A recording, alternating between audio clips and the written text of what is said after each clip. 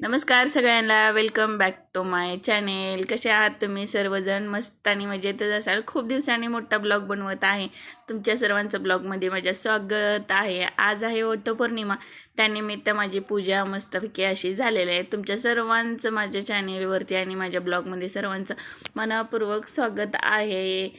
त्यानंतर आज वटपौर्णिमा म्हणलं ना, मी आजचा बेत असा केला की पुरणपोळी आणि मस्त असा बेत केलेला होता. त्यानंतर आपण एकीकडे डाळ आणि एकीकडे भात शिजवून घेतलेला. इकडे आपली डाळ शिजवून झाल्यानंतर ना मी एका छोट्याशा पॅनमध्ये ना कढईमध्ये ना आपली डाळ काढून घेतलेली आहे आणि त्यामध्ये ना मी गूळ वगैरे मिक्स करून ना एका नॉनस्टिक कढईमध्ये केल्यानंतर ना चिटकत नाही, ते एक मेन आहे.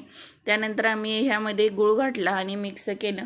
अर्धा किलो डाळीला मी अर्धा किलोच गूळ घालते, का तर आमच्यात खूप गोड आवडतं पोळ्या, त्यामुळं का तर आमच्यात नॉनव्हेज जरा आवड जास्त म्हणजे खातच नाही आहेत मेन म्हणजे. त्यानंतर आपल्याकडे हे इंडक्शन शिगडी होते, त्याचा पण आज आपण थोडासा वापर करावा म्हणून त्याचा पण वापर केला आणि त्यामध्ये चिमटभर मी ना नमक टाकलेलं आहे.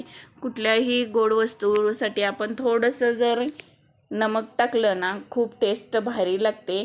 असं म्हणजे गोडवा कुठलाही असो, शिरा वगैरे असला तरीही त्यामध्ये आपण थोडासा नमक घातलं ना खूप छान आणि मस्त लागते बरं का. फक्त प्रसादाच्या शिऱ्यामध्ये आपण नमक टाकत नसेल माझ्या मते असं वाटतं. मी सर्व गोड वस्तूमध्ये थोडंसं नमक टाकते. अशा तऱ्हेने आमटीला आपण लसूण सोलून घेतलेलं आहे. आणि आज काय हे ब्रह्मकमळ माझ्या हाती एवढे लागाव का आश्चर्य वाटायला लागलं. अचानक माझ्या हातात एवढे छान ब्रह्मकमळ आणि ते पण वटपौर्णिमा दिवशी खूप भारी वाटलं. आणि ते खरं आत्ता काही फुललेली नव्हते बरं का मित्रांनो, ते संध्याकाळीच फुलणार होते. पौर्णिमा म्हटलं का ते ब्रह्मकमळ हे फुलणारच हे तर नक्कीच होतं. अशा तऱ्हेने मी आणायला गेले फ्रेश कढीपत्ता काय हाताला याचं नाव घेईना, पण मला तर हमेशा माझी जिद्दच असते. कुठलीही गोष्ट एवढ्या हौसेनं करायची म्हणले ना, मला हर गोष्ट कोथिंबीर कढीपत्ता एकदम फ्रेश लागतो. त्यानंतर आपण सुंठ बिडीशेप बारीक करून घेतलेले त्यामध्ये मिक्स केले आणि पातळ झालं म्हणून काही लय टेन्शन घ्यायचं नाही. अशा तऱ्हेने असं गरम करतच राहायचं. अशा तऱ्हेने असं घट्ट होऊन जाईल एकदम मस्त. किती छान पुरण झालं आहे बघा. इकडे ह्याने मला जरा खोबऱ्याचं तुकडे काढून दिले आणि त्यांनाच म्हटलं तुम्ही जरा ना मला पुरण बारीक करून द्या. त्यानंतर आपण इथं भाजलेला कांदा, लसूण, कोथिंबीर, भरपूर सारं खोबरं, जिरं वगैरे सगळं आमटीसाठी घेतलेलं आहे. त्यामध्ये आपण तेल आणि घेऊन जिरं मोहरी टाकलेलं आहे आणि आपण बारीक केलेला मसालाही टाकलेला आहे. मस्त असा भाजून झाला ना, त्यामध्ये आपण आपल्या जे घरात जे मसाला असतो ना, कोथिंबीरीच्या थोड्याशा काड्या टाकलेल्या आहेत बारीक चिरून मी. जे इकडं आपलं पुरण तयार झालेलं आहे आणि आपल्या घरामध्ये जे मसाला असतो ना तिखट तेच वापरायचं आहे. कुणाकडं कोल्हापुरी असतं तर कोणाकडं सोलापुरी असतं, पण घरगुती मसाला हे असतोच असतो. त्यानंतर मस्त असं फ्राय केलं आणि जे आपलं डाळीचं पाणी काढलेलं होतं तेच मी थोडंसं त्यामध्ये टाकलं आणि परत मसाला भाजून घेतला.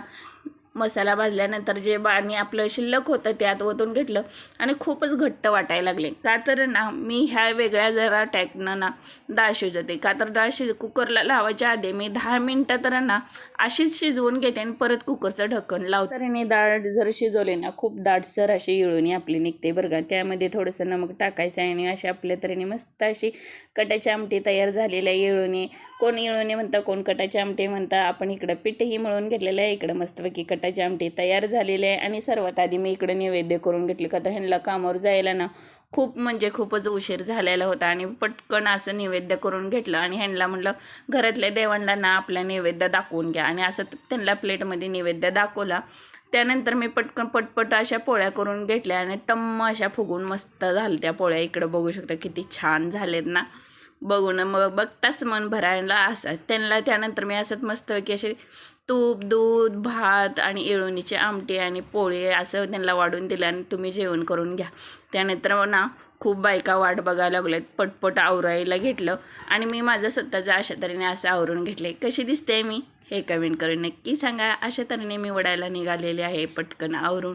का तर सगळेजणच पुढं गेलं त्याने मला आवरायला खूपच उशीर झाला. का तर ना माझं सगळं ना हे मोबाईलचं शूट करत ब्लॉग बनवायचं चालू होतं आणि त्यामुळे ना मला जरासा उशीरच झाला. आणि त्यानंतर माझं हेअरस्टाईल करायलाही कोण नव्हतं, का तर मला भरपूरशा हेअरस्टाईल करता येत नाही आहे. कोणी तर असंच मुलींना बोलवलं आणि मी हेअरस्टाईल केले, पण मी कशी दिसते हे कमेंट करून नक्की नक्की सांगायचं आहे बरं का. तिथं गेले, वडाची पूजा वगैरे केली, अशी हळदी कुंकू वाहिले, अगरबत्ती लावली आणि भरपूर साऱ्या बायका आल्या आणि माझी खूप वेळ वाट बघत होत्या बरं नक्कीच. आणि त्यांना मी सगळ्यात आधी सॉरीच म्हणेल, माझ्यामुळे तुम्हाला खूप वेळ थांबायला लागलं.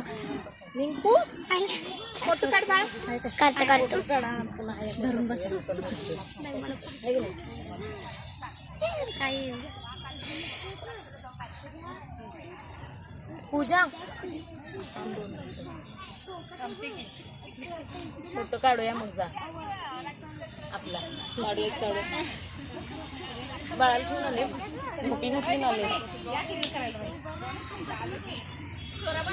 कसं कापलं नारळाची शेंडी. अशा तऱ्हेने आपली पूजा संपन्न झाली आणि त्यानंतर मी असं दोरं बांधलं आणि वडाला 7 फेरे घेतले. 7 फेरे घेतल्यानंतर 7 जन्म भेटतं का माहीत नाही, पण ह्याच जन्मी ना आपण मन भरून जगून घ्यावा असं मला वाटतं. का तर पुढचा जन्म कुणी पाहिला आहे, मी पण नाही आणि तुम्ही पण नाही. अशा तऱ्हेने हळदी कुंकू लावला, एकामेकींची ओटी भरली. सर्वात आधी ना मला असं काकूनी ओवाळून घेतलं आणि त्यांनी वटी भरून घेतले. काय आपले जे पारंपरिक पद्धतीने सर्व करून घेतलं त्यांनी काकूनी. त्यानंतर मीही त्यांची ओटी भरली मस्तपैकी अशी छानशी. कसा वाटला माझा ब्लॉग? खूप दिवसांनी मी ब्लॉग बनवलेला आहे.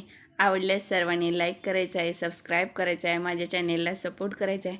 आणि तुम्ही खूप सारं प्रेम दिलं तर ना मी इथून पुढं रोजच्या रोज ब्लॉग माझे जे जीवनात आहे ते नक्कीच टाकेन. आवडल्यास नक्कीच सबस्क्राईब करायचं आहे. सर्वांना बाय बाय, धन्यवाद, थँक्यू फॉर वॉचिंग.